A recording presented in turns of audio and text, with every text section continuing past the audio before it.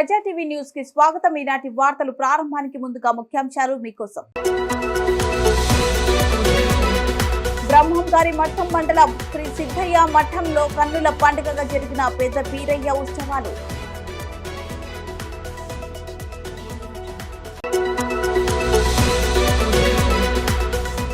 మాజీ మంత్రి ఫారూక్ పరామర్శ వెలువ, నిలకడగా ఉన్న ఫారూక్ ఆరోగ్యం.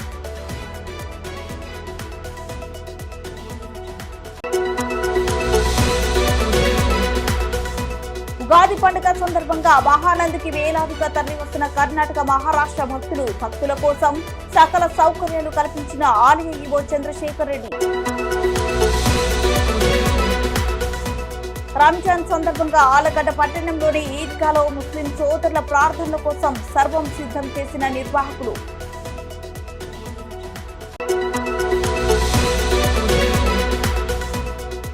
ఆలగడ్డ నుండి అమరావతి వరకు చంద్రబాబును ముఖ్యమంత్రి చేసేందుకే నేతలు ప్రజలు కష్టాలు పడుతున్నారన్న మాజీ మంత్రి అఖిల ప్రియ.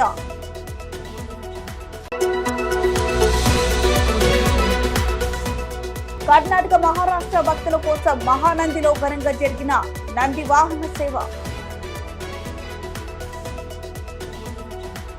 బ్రహ్మంగారి మఠం మండలం శ్రీ సిద్ధయ్య మఠంలో పెద్ద పీరయ్య ఉత్సవాలను ఆలయ కమిటీ కన్నుల పండుగగా నిర్వహించింది. కడప జిల్లాలోని బ్రహ్మంగారి మఠం మండలం ముడిమాల గ్రామంలో వెలిసిన శ్రీ సిద్ధయ్య మఠంలో పెద్ద పీరయ్య ఉత్సవం కన్నుల పండుగగా జరిగింది. పెద్ద సంఖ్యలో భక్తులు సిద్ధయ్య మఠానికి తరలివచ్చి శ్రీ స్వామివారి ఉత్సవాలను తిలకించారు. ఈ సందర్భంగా ఆలయ కమిటీ నిర్వాహకులు ప్రజా టీవీతో మాట్లాడుతూ 1759 సంవత్సరంలో సిద్ధయ్య గారి 4వ కుమారుడైన పెద్ద పీరయ్య స్వామి తండ్రిని మించిన తనయుడుగా తన మహిమలను ప్రదర్శించారన్నారు. 1735వ సంవత్సరంలో తండ్రి సిద్ధయ్య సమాధిని ఆలయం ముఖద్వారానికి ఎదురుగా ప్రక్కకు జరిపి ఎన్నో మహిమలు చూపించారని తెలిపారు. గ్రామ పెద్దల సమక్షంలో తండ్రి సమాధికి కాయకర్పూరం సమర్పించి పూజలు చేయగా సిద్ధయ్య సమాధి పక్కకు జరిగిందని, ఇక్కడి స్థల పురాణం అటు పిమ్మట పీరయ్య సిద్ధయ్య స్థానంలో జీవ సమాధి కావడం జరిగింది. అప్పటి నుండి అనగా 1759 నుండి ప్రతి ఏటా ఉగాది పర్వదిన సిద్ధయ్య మఠంలో జరిగే ఉత్సవాలకు లక్షలాది భక్తులు తరలివచ్చి శ్రీ స్వామివారి సమాధిని దర్శించుకోవడం జరుగుతుందన్నారు. ఈ నేపథ్యంలో ఉగాది పండుగ సందర్భంగా తాము ఉత్సవాలను ఘనంగా నిర్వహించామని వారు తెలిపారు.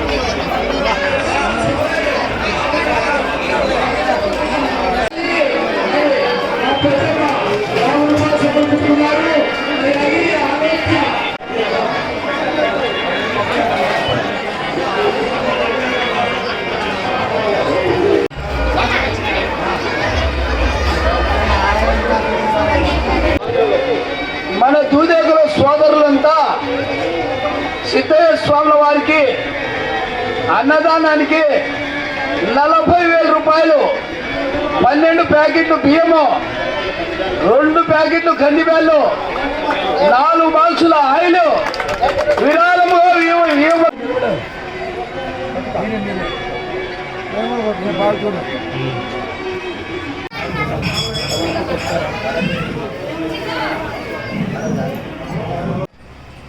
శ్రీ సిద్ధగురు స్వామి నమః.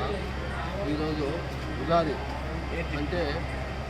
అంటే పెద్దపీరయ్య స్వామి సమాధంలో ఈరోజు ముఖ్యంగా సిద్ధయ్య స్వామికి 5 మంది కుమారులలో 4వ కుమారుడు పెద్దపీరయ్య స్వామి. ఆయన సమాధి రోజు మొట్టమొదట సిద్ధయ్య స్వామి బ్రహ్మంగారి కాలం వచ్చిన తర్వాత పెళ్లి చేసుకొని 5 మంది కుమారులు కలిగిన తర్వాత సిద్ధయ్య స్వామి మొట్టమొదట పై పక్కనే సమాధి పై భాగంలోనే సమాధి. ఈయన పెద్దపీరయ్య స్వామి వచ్చి ఈ ఉగాది రోజు సిద్ధయ్య స్వామి అటు జరగమన్నాడంట. అప్పుడు ఆయన సిద్ధయ్య స్వామి అటు పక్కన జరిగిపోతే ఇక్కడ ఈరోజు పెద్దపీరయ్య స్వామి సమాధి అయిన రోజు అనమాట. అంటే ఈరోజు సిద్ధయ్య స్వామి అటు పక్కన జరిగిన రోజు, పెద్దపీరయ్య స్వామి ఇక్కడ సమాధి అయిన రోజు. అందుకనే ఇది పూర్వం నుంచి అట్లనే బాగా ఈరోజే జరుపుతూ వస్తాను. ఓం హ్రీం హ్రీం శ్రీం శివాయ బ్రహ్మణే నమః. ఓం సిద్ధేశ్వర స్వామి నమః. ఈరోజు ఉగాది రోజునామ సంవత్సర ఉగాది సందర్భంగా పెద్ద ఎత్తున ఈ యొక్క సిద్ధయ్య మఠంలో కార్యక్రమాలు అనేటువంటి భక్తాదుల అశేష జనాభాల మధ్య చాలా పెద్ద ఎత్తున జరుగుతూ ఉన్నది. ఈ విధంగా మనము తెలిసినటువంటి విషయమే. కాలజ్ఞానం రాసినటువంటి బ్రహ్మంగారి దగ్గర 12 సంవత్సరాలు శిష్యరికం చేసినటువంటి సిద్ధయ్య వంటి శిష్యులు లేనటువంటి ఈ యొక్క దుర్గేకుల సమాజంలో మణిపూస వంటి సిద్ధయ్య గారు ఆయన దగ్గర బ్రహ్మంగారి దగ్గర శిష్యరికం చేసిన తర్వాత నేను కేవలం సన్యాసిగానే ఉంటాననేటువంటి భావనను తొలగించి బ్రహ్మంగారు మీరు రాజయోగము ఆశ్రయించాలని చెప్పడం జరిగింది. తర్వాత గృహస్థాశ్రమం చెంది 5 కుమారులు 1 కుమార్తె కలిగినారు. తర్వాత ఈ యొక్క ముడివాడలో ఈ విధంగా 1665లో జన్మించినటువంటి సిద్ధయ్య గారు 1735లో ఈ విధంగా జీవ సమాధి అనేటువంటిది కావడం జరిగింది. 1735లో జీవ సమాధి తర్వాత అది ఈ విధంగా ఆయనకు మొట్టమొదటి మామూలుగా పరమేశ్వర అంశంతో ఈ విధంగా సిద్ధయ్యను కొల్చడం అనేటువంటిది ఆనవాయితీ. అదేవిధంగా 4వ కుమారుడైనటువంటి పెద్దపీరయ్య గారు ఈ విధంగా కొండ దగ్గర స్తప చేసుకుని తర్వాత ఆయనకంటే ఎక్కువ తపశక్తి సంపన్నుడిగా పేరుగాంచినాడు. ఆయన సిద్ధయ్య ముఖద్వారానికి ఎదురుగా సిద్ధయ్య గారి ఆల్రెడీ 1775లో జీవ సమాధి కావడం జరిగింది.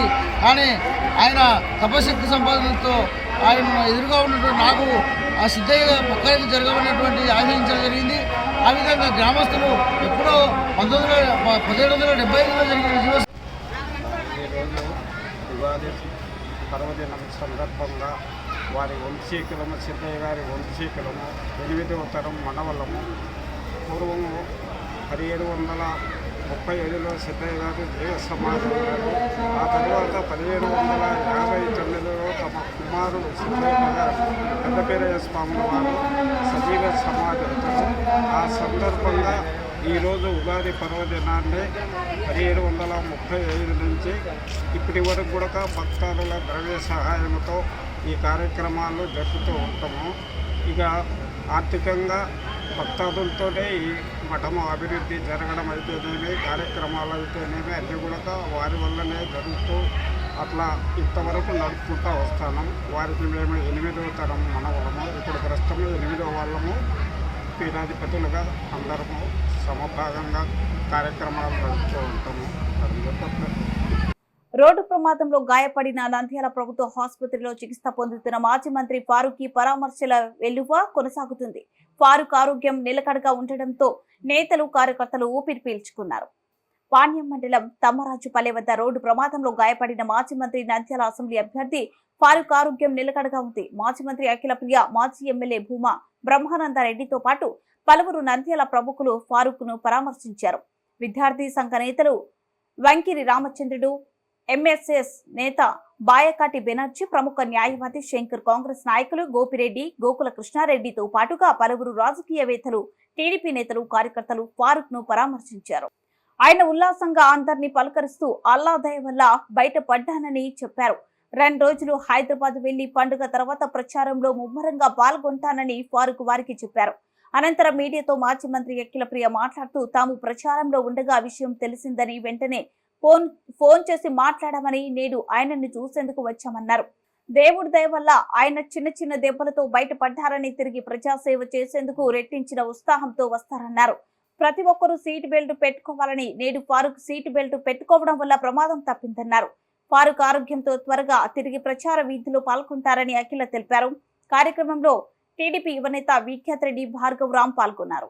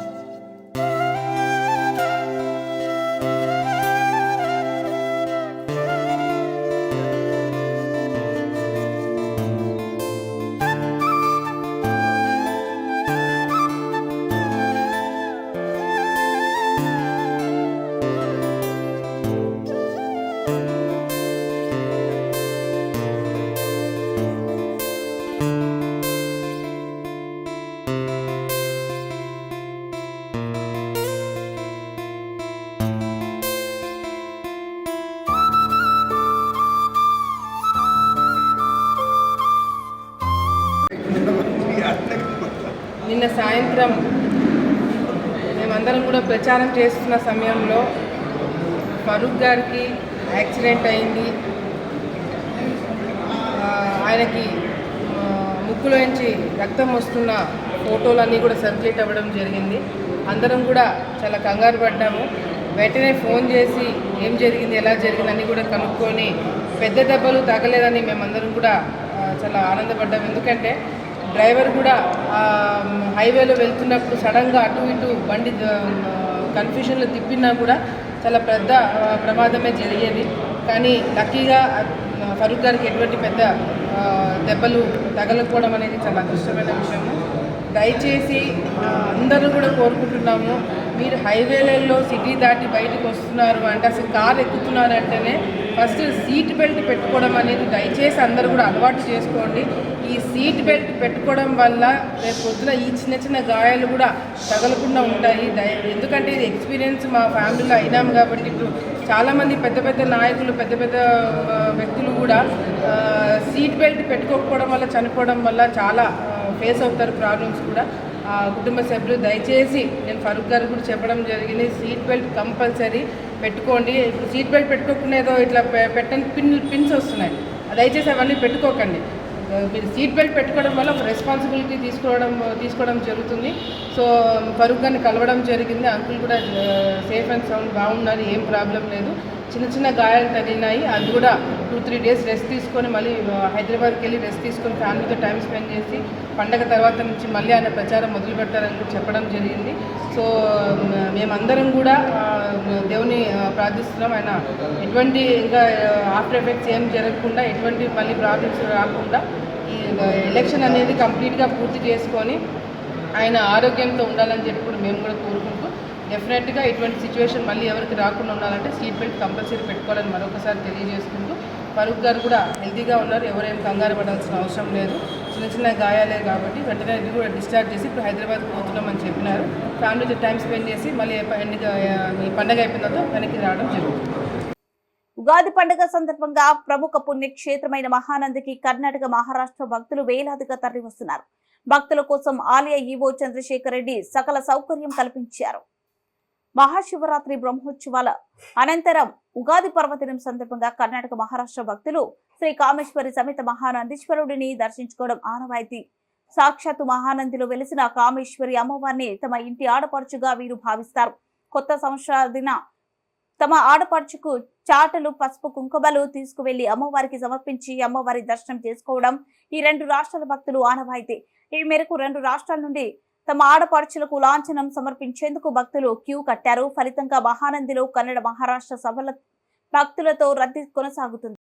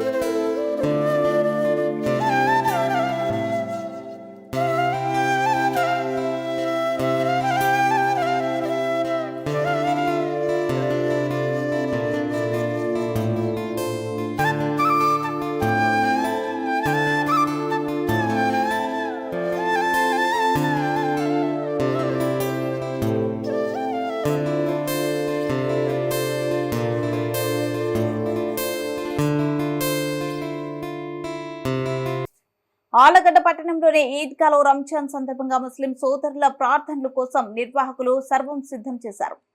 నంద్యాల జిల్లా ఆలగడ్డ పట్టణంలోని ఈద్గా నందు రంజాన్ పర్వదినం సందర్భంగా ముస్లిం సోదరులు పవిత్ర ప్రార్థనలను నిర్వహించేందుకు అన్ని ఏర్పాట్లు చేశారు.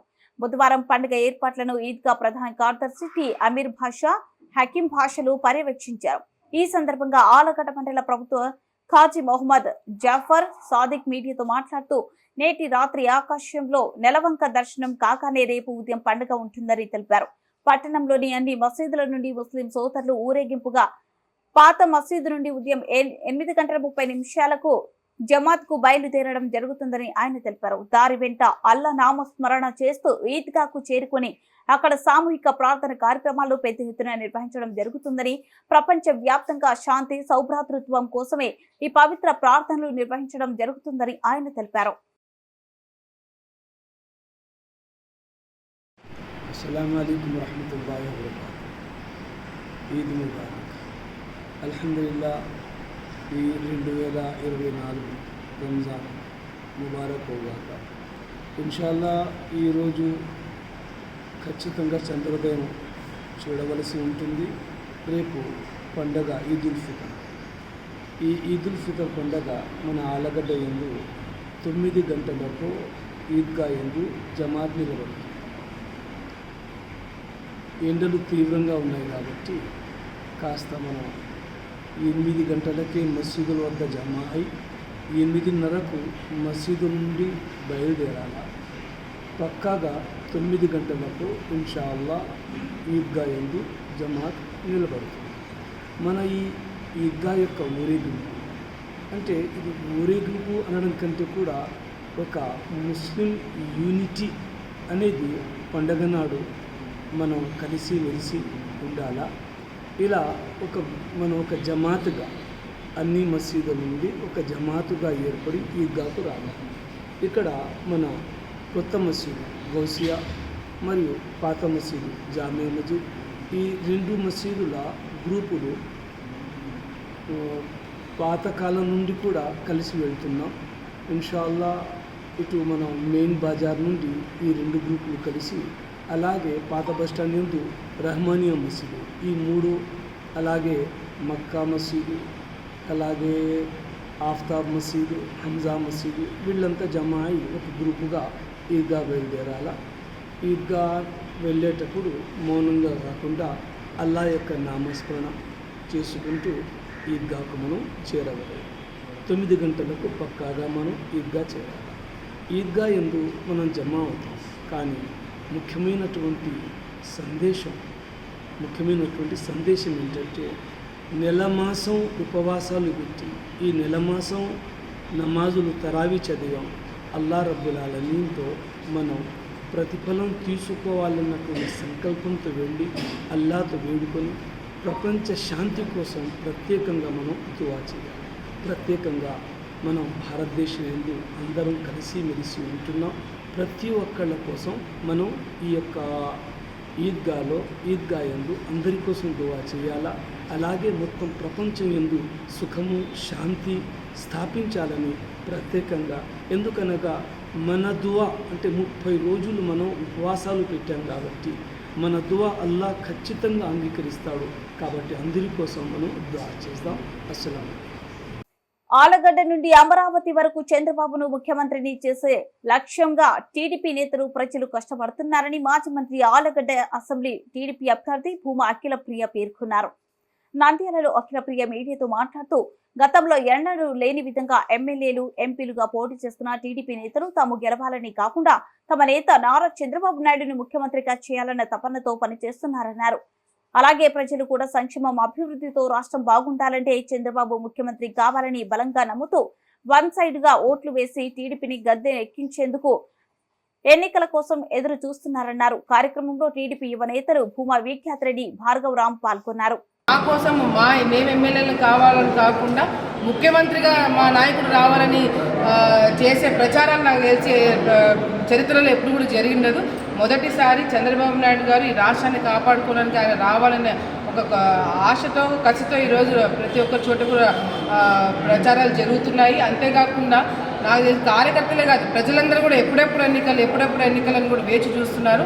తప్పకుండా ఈసారి మార్పు అనేది చాలా పెద్ద స్థాయిలో రావడం జరుగుతుంది. ఈసారి అభివృద్ధి కోసము మన భవిష్యత్తు కోసం ఓట్లేయడానికి ప్రజలందరూ కూడా ముందుగానే నిర్ణయం తీసుకొని రాబోతున్నారని చెప్పి కూడా చాలా స్పష్టంగా కనపడుతుంది. ప్రముఖ పుణ్యక్షేత్రమైన మహానందిలో ఆలయ ఈవో చంద్రశేఖర్ రెడ్డి ఆధ్వర్యంలో వేద పండితులు నంది వాహన సేవను ఘనంగా నిర్వహించారు.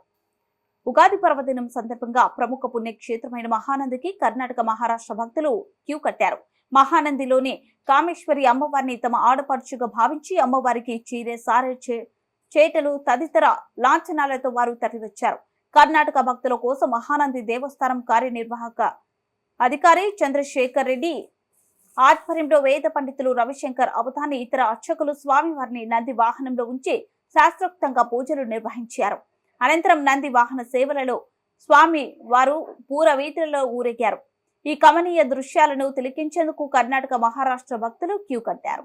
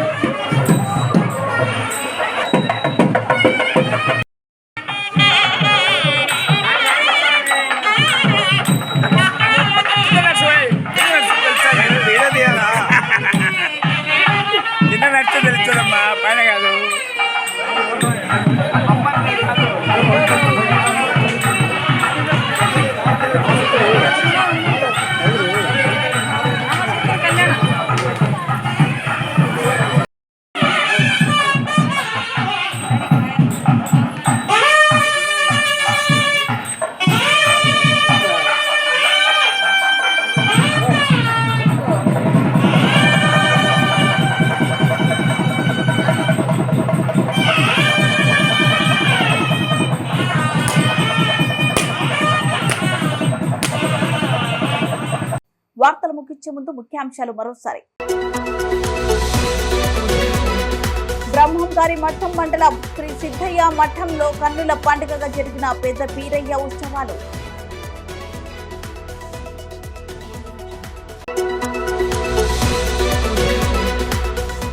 మాజీ మంత్రి ఫారూక్ పరామర్శ వెలువ నిలకడగా ఉన్న ఫారూక్ ఆరోగ్యం.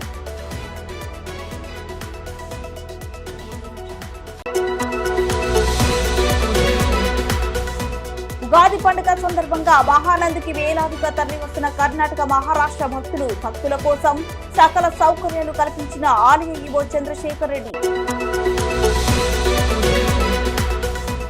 రంజాన్ సందర్భంగా ఆలగడ్డ పట్టణంలోని ఈద్గాలో ముస్లిం సోదరుల ప్రార్థనల కోసం సర్వం సిద్ధం చేసిన నిర్వాహకులు.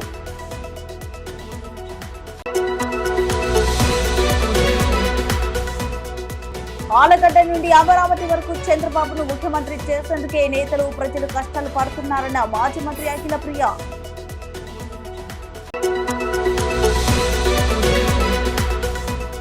కర్ణాటక మహారాష్ట్ర భక్తుల కోసం మహానందిలో ఘనంగా జరిగిన నంది వాహన సేవ. ఈ వార్తలు ఇంతటితో సమాప్తం. మరిన్ని అప్డేట్స్ కోసం చూస్తూనే ఉండండి ప్రజా టీవీ.